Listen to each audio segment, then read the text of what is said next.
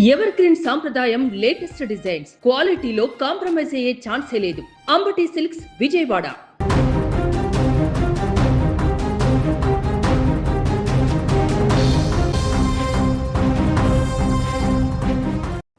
రోజు రోజుకు ఈ సమాజం ఎట్టుపోతోంది. ఒకప్పుడు బంధాలు బంధుత్వాలు అంటే ప్రాణమిచ్చే మనుషులు ఉండేవారు. కానీ ఇప్పుడు ఆ మనుషుల్లో మనసు చచ్చిపోయి రాతి బండల్లా మారిపోతున్నారు. నూరేళ్లు కలిసి నడవాల్సిన భార్యాభర్తల బంధం ఇప్పుడు కాసుల కోసం స్వార్థం కోసం ముక్కలైపోతోంది. ఎవరో ఒకరు చేసే తప్పుకు ఏ పాపం ఎరుగని మరొకరు తమ ప్రాణాలనే బలి పెట్టుకుంటున్నారు.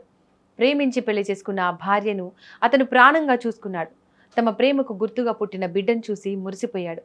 కానీ కట్టుకున్న ఆ భార్యే ఒక కసాయి రాక్షసిలా మారుతుందని, తన కన్న పేగును కాసులకు అమ్ముకుంటుందని పాపం ఆ తండ్రి ఊహించలేకపోయాడు.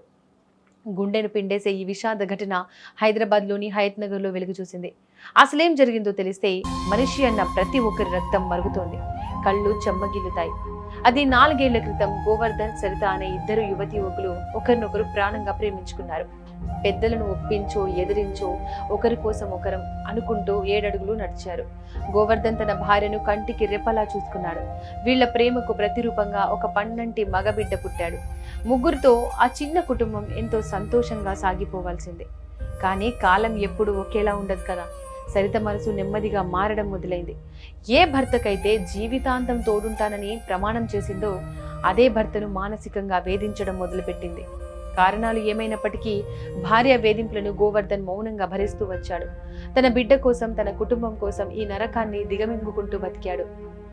కానీ ఆ భార్య పనిన కుట్ర ముందు అతని ఓపిక ఓడిపోయింది.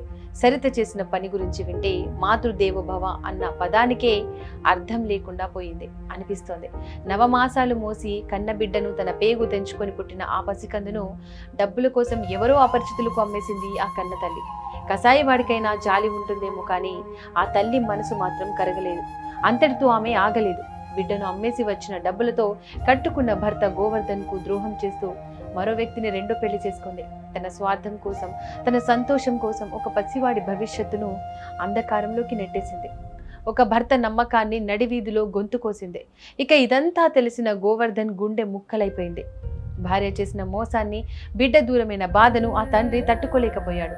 దిక్కుతోచని స్థితిలో తన గోడును ఎవరికి చెప్పుకోవాలో తెలియక, ఆ మనోవేదనను భరించలేక ఇంట్లోనే ఉరివేసుకొని తన ప్రాణాలు తీసుకున్నాడు. ఎంత దారుణమంటే గోవర్ధన్ చనిపోయి 4 రోజులు గడిచినా ఎవరికీ తెలియలేదు. ఆ ఒంటరి గదిలో, ఆ చీకటిలో అతని శరీరం కుళ్ళిపోయిన తర్వాతే ఈ ఘోరం వెలుగులోకి వచ్చింది.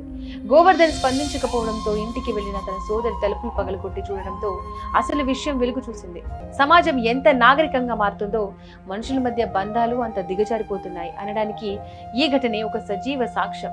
బిడ్డను అమ్మేసి భర్త ఊసురు తీసిన ఆ మహిళది తప్ప, లేక కళ్ళు మూసుకొని నమ్మిన ఆ భర్తది తప్ప? ఏ పాపం ఎరుగని ఆ పసివాడి భవిష్యత్తు ఇప్పుడేంటి? డబ్బు కోసం కన్నబిడ్డను సైతం అమ్మేసుకునే స్థాయికి మనుషులు దిగజారిపోతే ఇక రేపటి తరానికి మనం ఎలాంటి సమాజాన్ని అందిస్తున్నట్లు? ఈ హృదయ విదారక ఘటనపై మీ అభిప్రాయం ఏంటో కామెంట్ బాక్స్లో తెలియజేయండి.